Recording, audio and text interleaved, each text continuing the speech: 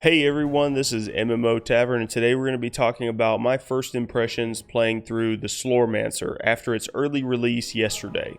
This pixel art hack and slash ARPG is showing huge promise so far.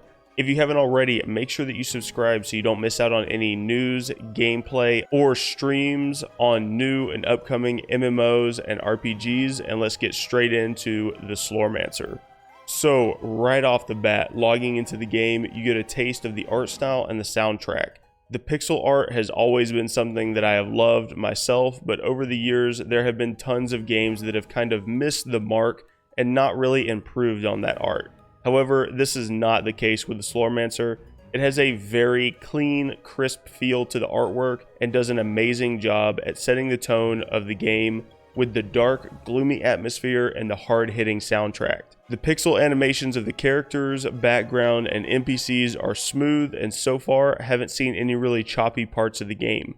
And after that, you're introduced straight into the storyline. The characters are light and airy with a lot of humor, puns, and some interesting names to say the least. This definitely creates an interesting atmosphere in the game, with death, decay, and destruction all around the world, alongside an egotistical bodybuilder and this special guy over here that apparently has the only shovel in the entire kingdom.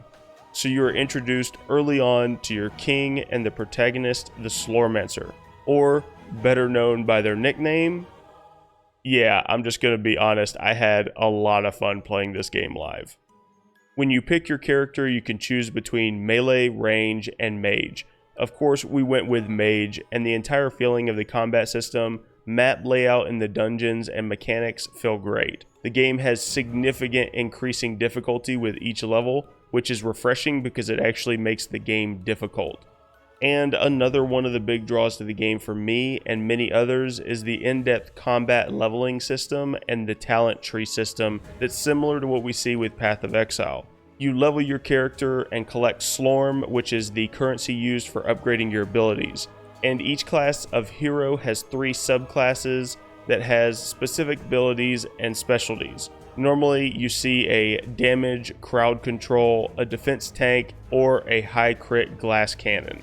And that's the norm in most games like this, but the leveling system for the abilities and the huge class tree makes this even more customizable. And then you have your special weapons. These, instead of being static weapons that give you specific increasing stats, you have to level these weapons as you would your character, gain stats, and increase the buff that they come with. And there are pages and pages and pages of special items to collect, and each will have their own stat and buff, which will completely change the direction of your talent tree.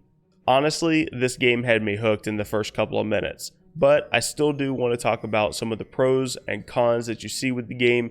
Even though it's in early access and they're still looking for feedback, let's give some. So, the pros. You have solid combat in the game. The combat for the game is extremely smooth and feels great. The ranged missile attacks of the mage have interesting mechanics, like the arrows of the NPCs. They will fly and hit anything even if it's off screen and through gates, which really makes you pay attention when hiding behind things for cover. Next, the game has great music and artwork. I really enjoy the pixel art style, so I'm biased, but the soundtrack hits hard. I spent a lot of my time in the game just simply listening to the soundtrack. And the last big pro for me is the in-depth leveling and talent tree. And of course, these systems are huge drawing factors for a lot of people, because most players love the more detailed and intricate systems because they miss the days of games being fully customizable and detailed, not just cookie cutter builds, which build making will be what we will be jumping into for sure. So now let's talk about a couple of the cons. But just understand that the game is still in early access, so we have no idea if these are any kind of planned changes. So when I was thinking through most of the possible cons to the game, I realized that a lot of them are going to come with people that just really don't enjoy pixel art or the cheesy and dark storylines. But one critique that I have so far is that I would like to see a little bit more combat variation with the elites. The elites that you have spawned throughout the dungeon and the ones that we've fought so far really just have basic tracking systems, and they only have melee combat and they're super easy to kite. So even though you're seeing the increased level of difficulty from the other mobs, the elites are not really representing that. So other than just being big beefy tanks, they're not really much of a threat. But this could possibly change later on in the game, so we'll see. So guys, that's my first impressions of the Slormancer.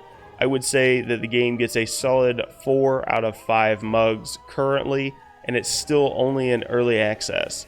If you want to see more of this game, news, and live gameplay of upcoming MMOs and RPGs, make sure that you subscribe, hit the notification bell, join the Discord, and until next time, stay frothy, my friends.